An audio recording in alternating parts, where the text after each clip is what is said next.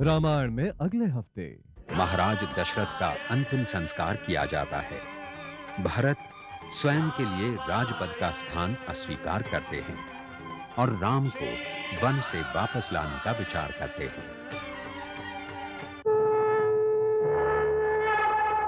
भारत की आत्मा रामायण, भारत की आत्मा रामायण है पावन गाथा, रामायण है पावन गाथा, रामायण मानव की प्रेरणा, रामायण युग युग की चेतना, रामायण रामायण रामायण श्री रामायण।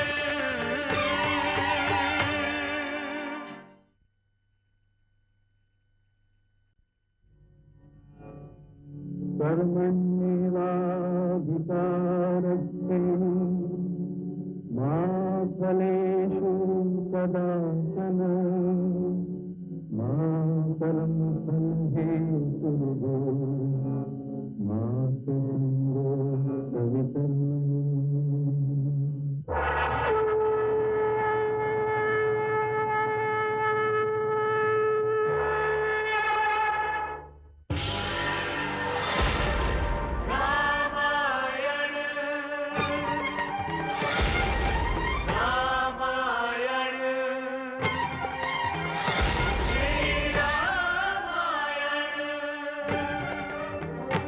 भारत की आत्मा रामायण, भारत की आत्मा रामायण है पावन गाथा, रामायण है पावन गाथा, रामायण मानव की प्रेरणा, रामायण युग युग की चेतना, रामायण रामायण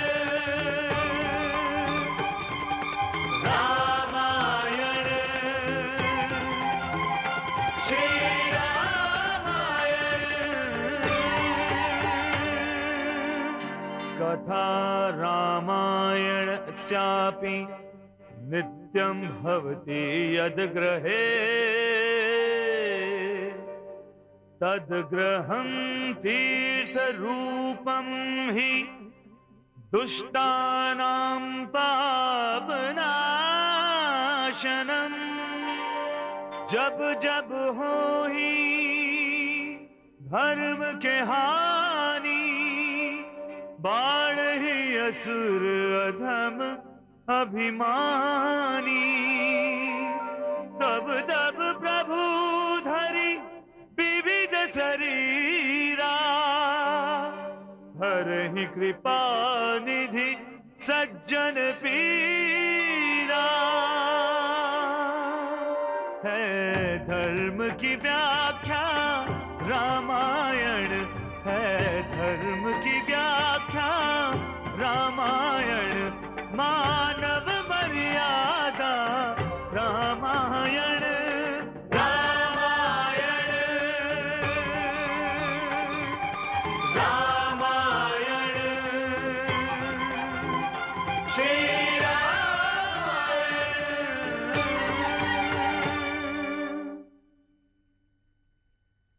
महाराज अस्वस्थ नहीं,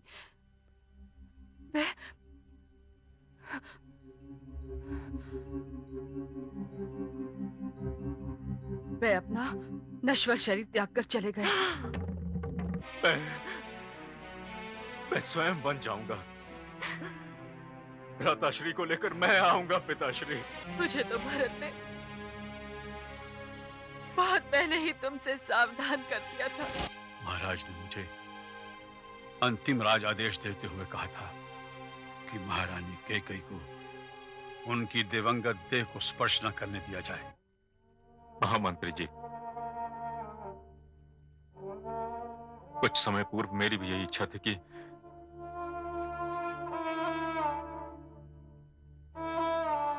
महारानी कैकेयी मेरे पिता को स्पर्श न करें, किंतु क्षमा कीजिएगा, बड़ी मां के आदेश की अवहेलना में मैं सहन नहीं कर पाऊंगा। राजकुमार, ये मेरे सम्राट का अंतिम आदेश है और इसे केवल वही बदल सकता है जो अयोध्या के सिंहासन पर बैठेगा। मैंने सम्राट दशरथ को उनके आदेश के पालन का वचन दिया है। महामंत्री, आदेश का पालन कैसे? यह मत भूलिए कि आदेश देने वाला चला गया है और यहां केवल उसका शरीर पड़ा है। कुलगुरु, आदेश देने वाला भले ही चला गया हो, किंतु आदेश पाने वाला आपके समक्ष जीवित खड़ा है और जब तक कि शरीर में प्राण है, मुझे वचन पालन से कोई नहीं रोक सकता। भगवान शिव अपना तीसरा नेत्र खोल दें, महाप्रलय से पूर्व महाप्रलय आ जाए, किंतु मेरे जीते जी महाराज को मेरे दिए हुए वचन का उल्लंघन नहीं हो सकता।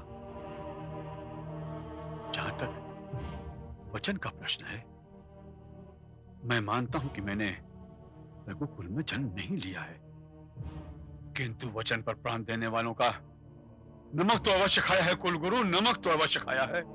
बस महामंत्री, बस बस। अब तो यदि स्वयं ईश्वर भी मुझसे कहे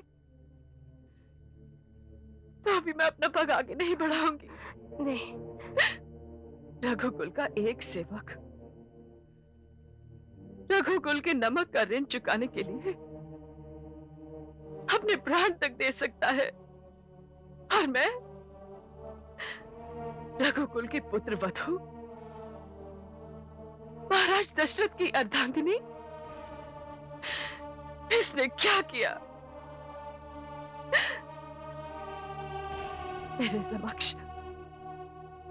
मेरे समक्ष रघुकुल की एक पुत्र वधू जनक नंदिनी सीता, जिसके पैरों की महावर तक धूमिल नहीं हुई थी, अपना पत्नी धर्म निभाने अब अपने पति राम के साथ वन चली गई, और मैं स्वयं अपनी मांग में राख भर के महाराज दशरथ की विधवा कहलाने का सम्मान प्राप्त करने आई हूं। मैं पत्नी तो थी ही नहीं, मैं तो उनकी विधवा कहलाने के योग्य भी नहीं हूं। इसमें भी रघुकुल का अपमान है। बहुत अपमान मैं कर चुकी हूं, अब और नहीं। यदि मैंने अपने इन अपवित्र हाथों से महाराज के शरीर को छू लिया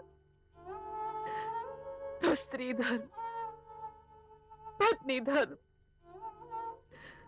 मातृधर्म सभी कलंकित हो जाएंगे। मुझ पर दया नहीं, मुझसे तो घृणा की जा सकती है, केवल घृणा। कुलगुरु, मुझसे घृणा करो। पुत्र वधू उर्मिला, श्रुतकीर्ति, मानवी, मुझसे घृणा करो। दीदी कौशल्या, दीदी सुमित्रा, मुझसे घृणा करो।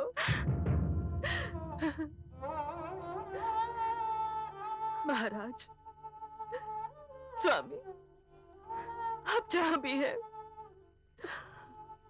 मुझसे घृणा कीजिए, केवल घृणा। यदि मुझ जैसी को भी क्षमा किया गया तो क्षमा का महत्व समाप्त हो जाएगा। मेरा सबसे बड़ा दंड यही होगा कि सदा के लिए अपने बिछड़ते पति के चरण स्पर्श ना कर सकूं, चरण स्पर्श ना कर सकूं, चरण स्पर्श ना कर सकूं।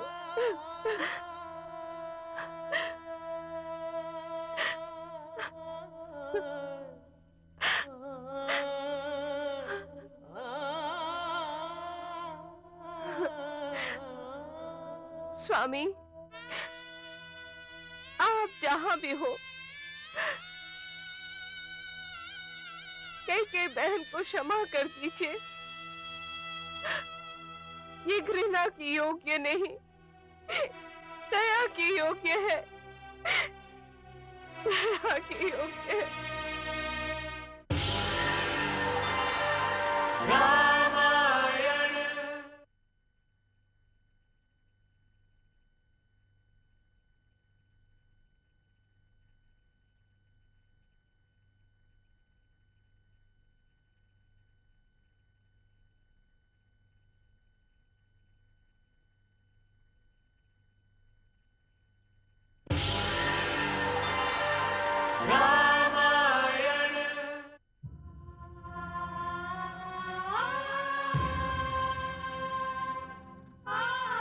पिताश्री,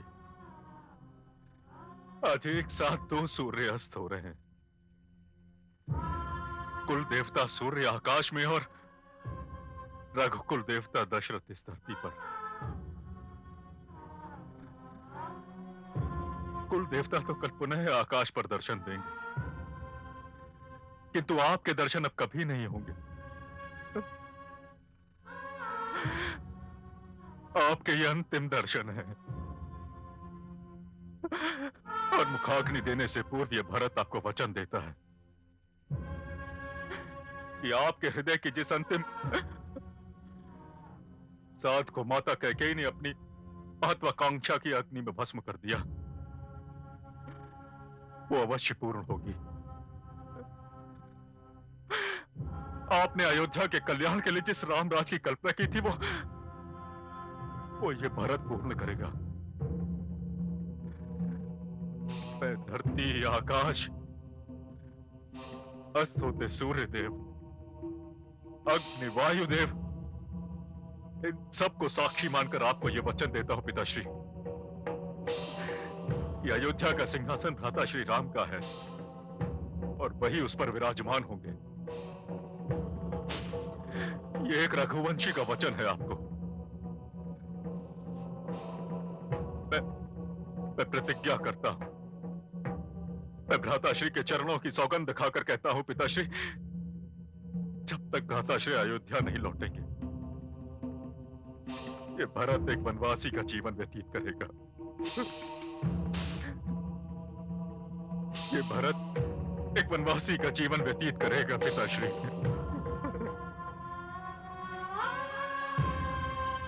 ओम द्यौः शान्तिरन्तरिक्षं शान्तिः पृथिवी शान्तिरापः शान्तिरोषधयः शान्तिः वनस्पतयः शान्तिर्विश्वे देवा शान्तिर्ब्रह्म शान्तिः सर्वं शान्तिः शान्तिरेव शान्तिः शान्तिरेव। ॐ शान्ति।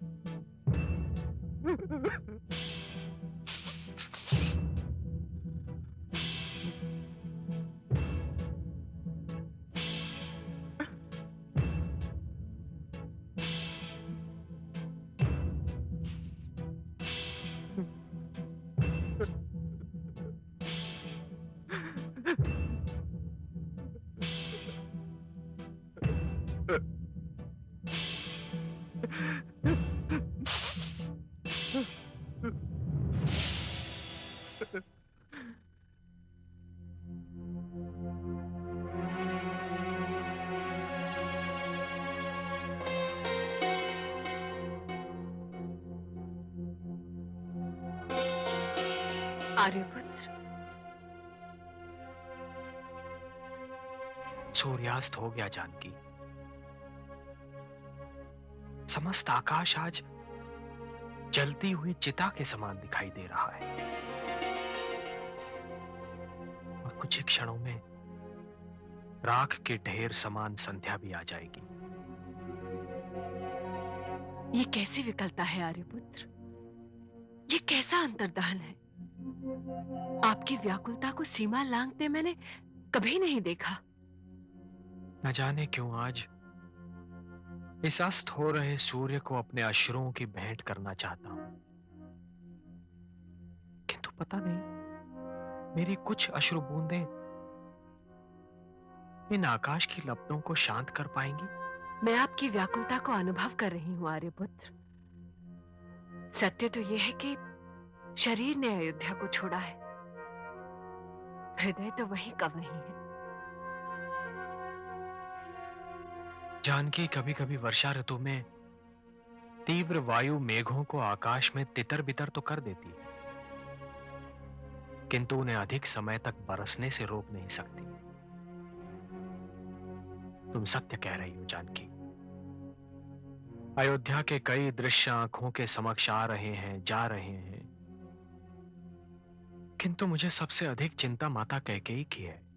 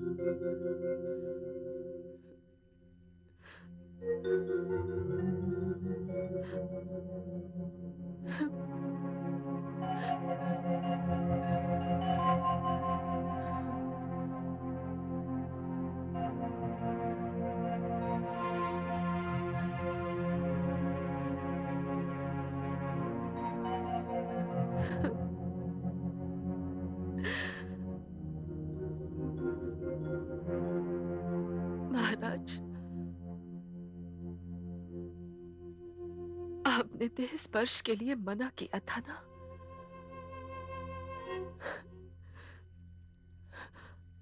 अब तो केवल राख ही शेष है।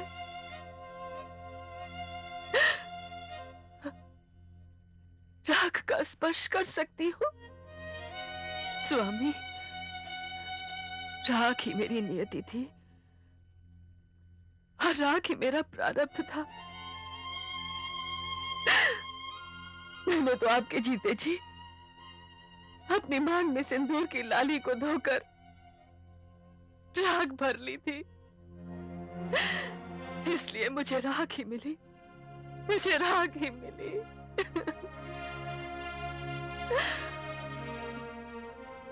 सप्तपदी के समय 7 जन्मों तक मैंने आपके दुख सुख में संग रहने का वचन भरा था, किंतु मैं अब ये तो कह सकती हूँ कि मुझे अगले जन्म में आप जैसा पति मिले। ये नहीं कह सकती कि आपको मुझ जैसी पत्नी मिले, मुझ जैसी पत्नी मिले। मैं जानती हूँ महाराज, आप मेरे इस अपराध को क्षमा नहीं करेंगे, वो क्षमा के योग्य है भी नहीं, किंतु मुझे पूर्ण विश्वास है जब मैं अपने पुत्र राम से क्षमा मांगूंगी तो वो मुझे अवश्य क्षमा कर देगा। मैं अपने पुत्र राम से कहूंगी कि वो आपको मुझे क्षमा करने को कहे। आप पुत्र राम का कहा नहीं टाल सकते महाराज, नहीं टाल सकते।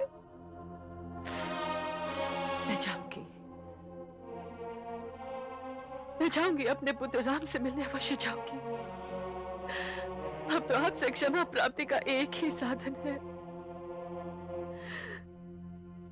मेरा राम, पुत्र राम, पुत्र राम।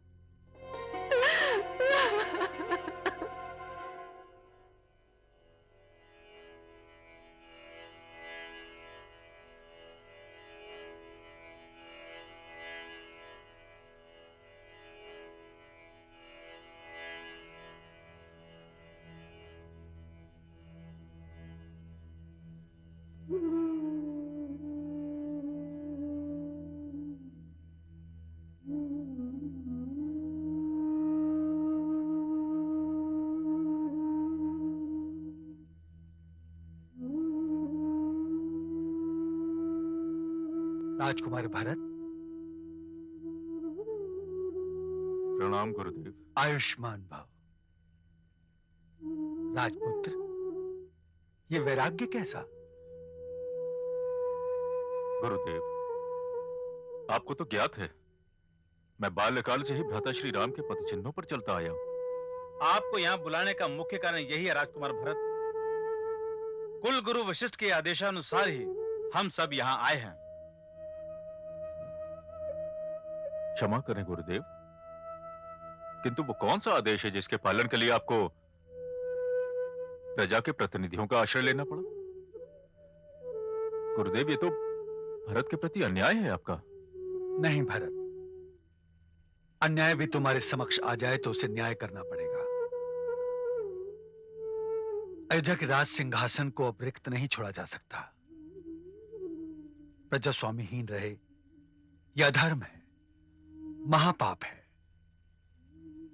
यह मेरा रघुवंश के कुलगुरु का धर्म है कि महाराज की इच्छा का सम्मान करते हुए इन प्रतिनिधियों के समक्ष मैं तुम्हें अवध का उत्तराधिकारी घोषित करूं। नहीं गुरुदेव, यह संभव नहीं है। जिस प्रकार कोई पत्ता डाली से श्रेष्ठ नहीं होता, कोई डाली तने से श्रेष्ठ नहीं होती, और कोई तना जड़ से श्रेष्ठ नहीं होता, उसी प्रकार मेरे भ्राताश्री मेरे ज्ञान, मेरी विचारधारा, मेरे आदर्श की जड़ है गुरुदेव। गुरुदेव, मैंने महाराज को अंतिम विदा देते समय यह वचन दिया था कि अयोध्या में रामराज होगा। और गुरुदेव, अयोध्या की परंपरा को किसी नारी की महत्वाकांक्षा की भेंट नहीं चढ़ाया जाएगा।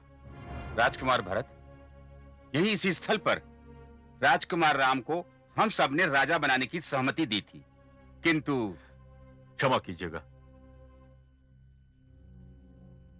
किंतु यदि प्रजा अपने निर्णय पर अटल रहती तो महारानी कैकेयी को अपना निर्णय बदलने पर विवश कर सकती थी। प्रजा की न्यायपूर्ण इच्छा शक्ति को कोई नहीं बदल सकता। महाराज अपने वचन के समक्ष विवश थे, किंतु प्रजा की क्या विवशता थी? यहीं इसी जनप्रतिनिधि सभा में महारानी कैकेयी को बुलवाया जा सकता था।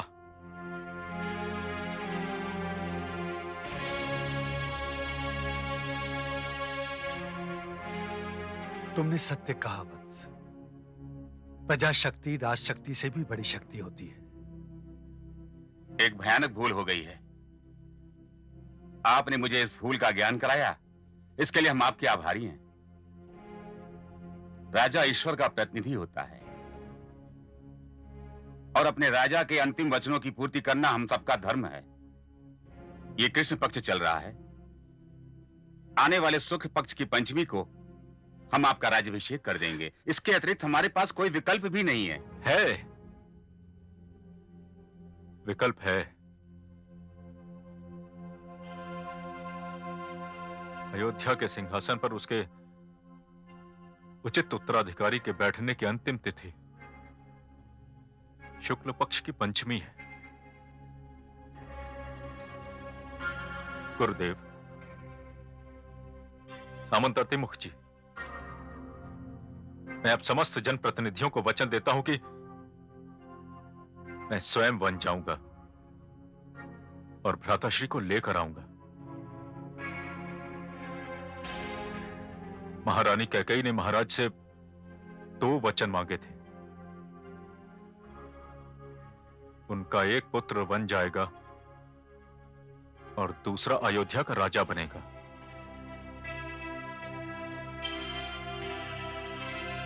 भ्राता श्री राम अयोध्या में राज करेंगे और उनके स्थान पर यह भरत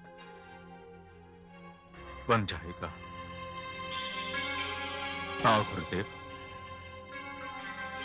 भ्राता श्री राम के स्थान पर भरत बन जाएगा।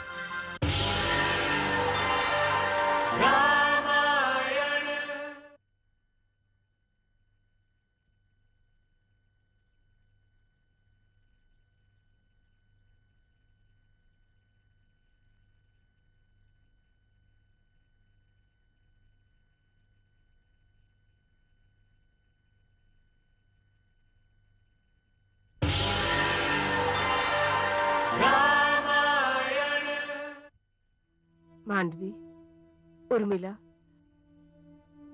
मृत्यु जीवन की पूर्णता है। पुत्रिया, जीवन मृत्यु का दूसरा छोर है जो आयु के धागे से जुड़ा हुआ है। महाराज का ना होना दुखदाई है, किंतु उनकी स्मृतियां सुखदाई हैं। हमें स्वयं अपने आप को इस भंवर से निकालकर उनकी सुखदायी स्मृतियों को स्थान देना है। मेरी इच्छा है कि तुम सब अधिक से अधिक समय कैके के निकट रहो। वो क्रूर नियति का एक माध्यम है, एक काठ की पुतली है। इससे अधिक उसका कोई दोष नहीं। जी बड़ी माँ, आपका आदेश शिरोधार्य है। पुत्री मांडवी, जी माताश्री। तुम पर एक अतिरिक्त भार भी है। तुम मेरे प्रिय भरत की पत्नी हो। पुत्री, इस समय उसकी छाया नहीं, उसकी आत्मा बनने का प्रयास करो। उसे पीड़ा एवं अपराध बोध से हमें निकालना है। जी माताश्री।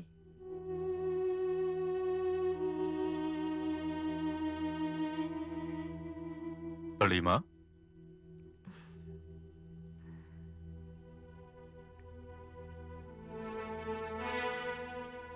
प्रणाम बड़ी मां। दीर्घायु हो मेरे लाल, चुक चुक जियो। मुझे तुम्हारी प्रतीक्षा थी। बड़ी मां, मैं प्रजा के प्रतिनिधियों की सभा से आया हूं। अब मुझे आपकी सहायता की आवश्यकता है। पुत्र, अब तो हमारी सहायता तुम करोगे। मैं तो अपने लाल को शीघ्र ही अयोध्या के सिंहासन पे बैठा देखना चाहती हूँ। सिंहासन रिक्त रहे तो पुरखों को कलंक लगता है। बड़ी मां, अब मैं आपके समक्ष कौन सा ऐसा प्रमाण रखूं जिससे मेरी निर्दोषिता प्रमाणित हो सके? पुत्र, किस दोष की ओर तुम्हारा संकेत है? उसी दोष की ओर बड़ी मां, जो इस अभागे भरत को अपनी जन्मदात्री से प्राप्त हुआ है।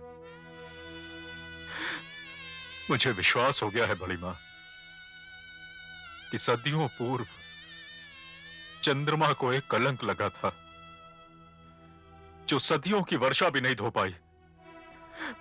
फिर इस भरत के कलंक को तो... भरत, ये तुमने अपने बड़ी मां के साथ अन्याय किया। अब तुम ही मुझे बताओ कि मेरा कौन सा प्रमाण ये सिद्ध करेगा कि तुम मुझे राम के समान प्रिय हो? नहीं बड़ी मां, ये तो प्रमाणित हो चुका है। हाँ बड़ी मां, मैं तो अपने दुर्भाग्य को कोस रहा हूं। कुछ समय पूर्व कुलगुरु वशिष्ठ एवं समस्त जनप्रतिनिधि मुझे इस अयोध्या के सिंहासन पर बिठाने की सम्मति दे चुके हैं, किंतु बड़ी मां, मैंने उन्हें वचन दिया है कि मैं भ्राता श्री राम को वन से लौटाकर अयोध्या लेकर आऊंगा। हाँ बड़ी माँ, मैं भ्राताश्री को लौटा कर लाऊंगा। पुत्र भरत, स्वर्गीय महाराज के वचनों का सम्मान होना चाहिए। मैं जानती हूं तुम इसे स्वीकार नहीं करोगे, किंतु पुत्र, तुम्हें 14 वर्षों के लिए अयोध्या के सिंहासन को स्वीकार करना ही होगा। नहीं बड़ी माँ, नहीं। जिस भारत के कारण मेरे भ्राता श्री राम को 14 वर्षों का वनवास हुआ, वो अनर्थ की जड़ कुटिलमती राम विमुख कैकई पुत्र बड़ी माँ,